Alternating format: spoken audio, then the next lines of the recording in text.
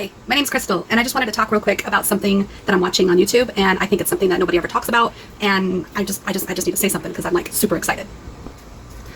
Okay, hi, my name's Crystal. In my kitchen here, it's kind of messy. I was just making lunch. I'm working from home, and I'm someone who has recently discovered the diagnosis of OSDD and how awesomely close I feel that my symptoms match the symptoms of OSDD. So yes, being self-diagnosed is not really a thing unless you go, to the doctor and you tell him what you think you have, and then the doctor goes, yeah, that sounds right. Let's check you off the list and give you the diagnosis. So I'm not professionally diagnosed. So as I'm discovering OSDD and understanding more about it, I feel the way that they describe it is from an outsider's perspective more so than from the person having it. And they probably attempt to describe what the person with OSDD or D.I.D is going through, but I don't think they are talking about the full spectrum of all the different things that you could be experiencing. They're really just talking about the severe ones. And if I'm not severe enough, I could be misdiagnosed, or I could be completely missed at all as having anything wrong with me. And I don't think there's anything wrong with me. I actually just think that I am fragmented since childhood and trying to make sense of my world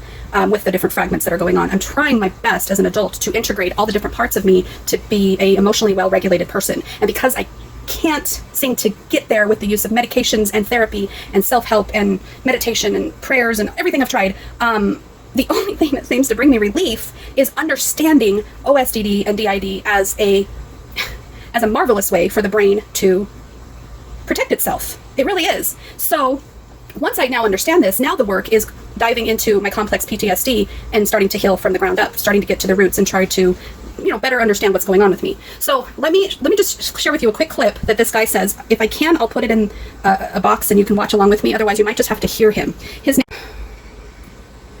For some reason, my brain wants to turn up the volume of this YouTube video, and every time I try to turn up the volume of the YouTube video, I try to turn up the volume to my camera phone, and then my camera phone turns off. You're not supposed to turn laptops up on your phone, Crystal.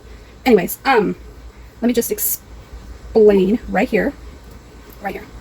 So it appears to the person as if it is not happening to them, it's happening to the body as if it was somehow a different object, and therefore it makes a reduced connection to that abuse, a reduced connection to that behaviour, so the person doesn't actually experience that terror and distress from the experience that they do. For other types of things, let's say abuse, one of the most common descriptions of depersonalisation that occurs is when a person feels as if they're floating above their body while it's being harmed. So let's say in childhood, if the body is actually being harmed in an abusive way, the person's consciousness sort of removes itself from the body as an act of separation to protect itself, so that it appears to the person as if it is not happening to them, it's happening to the body as if it was somehow a different object, and therefore it makes a reduced connection to that abuse, a reduced connection to that behaviour, so the person doesn't actually experience that terror and distress from the experience that they would have done had they not separated. Okay.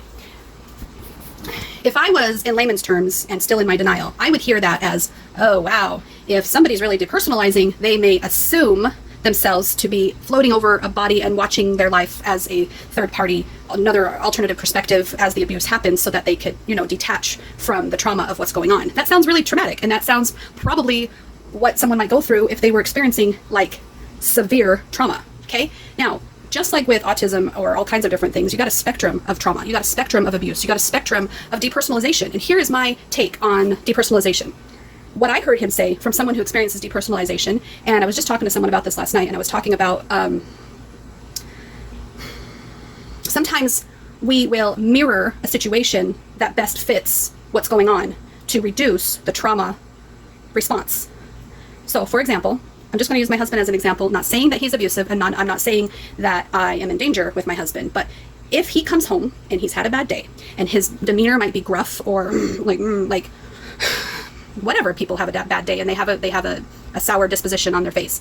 If he comes home like that, that to me is triggering memories of a abusive father, emotionally abusive father, physically abusive father, angry. What happens when father got abusive? What happens when father had that angry face? I know what happens after this. This is what's going to happen because he's on an angry face. And my trauma response, okay, my alternate persona, per se, of this people-pleasing little girl type persona, deep inside me, recognizes that and goes, what can I help you with? And it's very codependent. It's very, let me help you. I want to make sure you're happy. I want to, please, because it's reacting to the trauma. It's protecting me from trauma, right? And it's protecting the body. So I depersonalize with what I'm going through. Maybe I was in a great mood. Maybe I was focusing on something. Maybe I was completely different.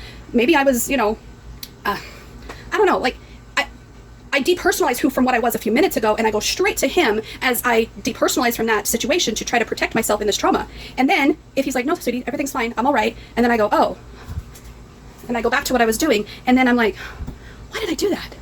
I know not to do that. Man, that was a trauma response. That was like a, wow, like that wasn't me. That's not who I am. I don't want to be this needy, let me help you, let me figure, but I am that person. So I guess I'm not really the best person to describe this because I still am very newly self-diagnosed, and I'm really not speaking to a professional other than my therapist about this, and my therapist is not as well versed as that guy is. What's his name? Mike Lloyd? Yeah, Dr. Mike Lloyd. He's got a YouTube channel. It's the c-ptsd clinic. Maybe I'll have pictures and stuff there. But my purpose of what I'm talking about is depersonalization is on a spectrum. It doesn't have to be me floating outside my body and watching myself fawn to my husband to prevent any possible abuse that might be happening. While I am in that moment of going to him and saying, what, you know, part of my brain is going, what are you doing? Why are you doing this? Well, we got to. If we don't, like, I feel like I have this conversation going on in my head about we shouldn't be doing this. We shouldn't be rushing to him. He's fine. He's not in a bad mood. But what if he is? And what if we can prevent it? What if we can make it better for him? And then I come back to reality or whatever, and I'm like, wow, why did I do that? That was really dramatic. And then you can translate that situation to when he is angry and when he is upset. I completely shift gears, and I am completely present with wherever he's at to save myself, to save me, my little self that was abused. I have a little, right, inside me that is desperately fearful of him abusing me. And I didn't get physically abused. I got emotionally abused. So I do everything in my power to prevent my husband from emotionally abusing me. And any little thing that he does, like, oh, I really wish you would have told me about that before you just went out and did it. That would have been probably the marital respectful thing to do. Why are you beating me? And I fall apart and I'm emotional and I'm like, wait. And so they thought it was BPD, but it's not, because it's definitely trauma responsive, not BP. I can't get into that. You research it. Research the difference between OSDD and BPD, or DID and BPD. I'm not the person to tell you. I'm not educational. This is about a vlog. This is a vlog about a girl who's trying to get validation and understanding of this this new world that I'm approaching, and I'm trying to let all my little noodles out. I'm trying to let them out and just talk to me, and just let's talk this out loud, and let's get the therapy we need. Because every time I go to therapy, the noodle that presents herself in therapy is, yeah, I got some stuff in my past, but let me talk to you about what happened this week, and let me talk to you about what happened that week, and let me talk to you about what happened today. And she doesn't want to deal with the stuff in the past because she's too busy protecting everybody here in the future, right? So I'm like, you know what? We need to have these other ones come up. We need to have these other little noodles come forward and talk about Crystal as a little girl and what happened, and let's work with that trauma. So I'm very co-conscious with what's going on in my brain. I hear the noise. I don't audibly hear it, but I have conversations in my head with these fears that are going on, which is what trauma is. It's a fear of a reoccurring thing that might happen, and of course everything just seems 10 times exaggerated in the here and now. But if I can cure that from back there, then I can feel so much better up front. Does that make sense? Whoever's fronting. And I might still go, hey honey, how's your day? You look like you're having a bad day. That'd be ideal. That'd be the way to do it. But to like have like this trauma response, that's what I'm saying, is like it depersonalizes. Okay, let me just bring you one more example. As a child, my father and mother were completely different from each other. Hold on a second. You guys know, Paul, do you know if Andrea's in the office today? So I guess they're having a meeting and I gotta go to work. So here's my problem. I'm just gonna talk to you real quick about my parents. My mom was super flexible, my dad was super strict. With my dad was my stepmom, who was also very strict, unloving, uncaring, just very passive aggressive. My dad was aggressive. He tried his best to work on himself before he passed away. My mom, she was in her own world and doing her own thing, and very absent as a mother, and abandoned us a couple of times. So you've got this trauma as a child, and every time I would go back and forth to each of the parents, a different noodle would front. A different noodle would be the person that I needed to be for that parent. And if that parent saw anything that was different in me that they didn't approve of, then it was trauma for me. And if they didn't appreciate the noodle that I was, then I felt I had to hide that noodle and protect that noodle from getting any more trauma. So that noodle in front with my mom was very different than the noodle I was with my dad. And the noodle I was with my dad was very different than the noodle I was with my mom. And to this day, I still have a hard time presenting the noodle that I want to present. Presenting me as a whole person and being truthful with all of myself. I do have a hard time. I do present one noodle for the person I think they need me to be. And this is something I've talked about for years, and I didn't understand what it was. But now that I'm thinking of it as noodles and identity things and fragments and all that stuff, multiple personality disorder is not a personality disorder. It's we are fragmented and we're hiding who we truly are. And we are pulling up the one that we think we need to protect us for that moment. And when the cup runneth over, or the bottle, it's been bottled up for years, those noodles are going to come out whether you like it or not. So you might as well try to get everybody to work together, get to that round table. Everybody needs to talk to each other, try to heal the trauma from the littles, and see if they can stop their poor coping behaviors, because it's a shit show.